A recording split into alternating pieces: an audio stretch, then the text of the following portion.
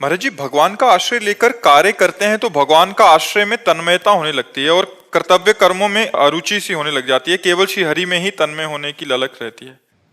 हाँ, अच्छी बात है, पर ऐसा नहीं है। अगर ऐसा होता तो चक्रवर्ती सम्राट अम्बरीश का राजकाज कैसे चलता? ऐसा होता तो बड़े बड़े भक्त व्यापारी रहे हैं, बड़े बड़े काम किए हैं।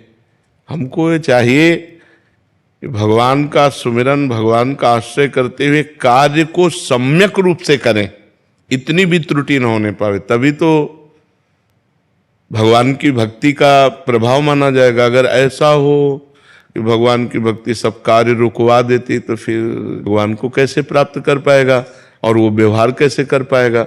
ऐसा नहीं, अभी आप में कमी हो रही है। भगवान का चिंतन करते हुए हम बहुत अच्छे हर कार्य कर सकते हैं। तो ऐसा कैसे आप निर्णय किए कि भगवान में तन्मय हो जाता और कार्य छूट जाता है? ऐसा नहीं है, ऐसी परिस्थिति। कर्म करते हैं तो फिर कर्म में तन्मयता हो जाती है, भगवान का आश्रय छूट जाता है। भगवान का आश्रय का मतलब है, जैसे आप शरीर को कभी ध्यान करते हो क्या? शरीर का कभी ध्यान नहीं करते हो? कभी भूलते हो क्या? नहीं भी। बस यही आश्रय है।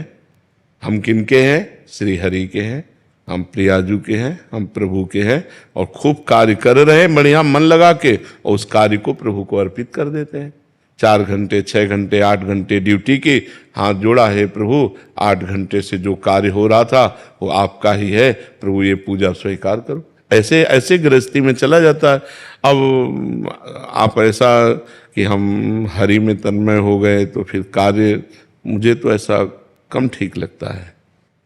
कार्य को हरि का मान करके करें और उसे अच्छी प्रकार से करें, 100%, कोई त्रुटि नहीं होनी चाहिए, और उसे पूरा प्रभु को समर्पित कर दें, पूजा हो गई।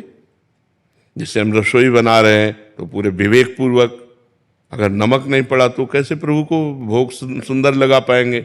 हर कार्य हम प्रभु के लिए कर रहे हैं। हम ड्यूटी प्रभु के लिए कर रहे हैं, व्यापार प्रभु के लिए कर रहे हैं, किसानी प्रभु के लिए कर रहे हैं।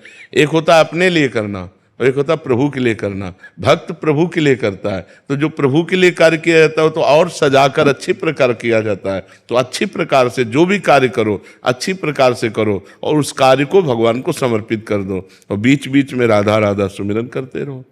ठीक है ना?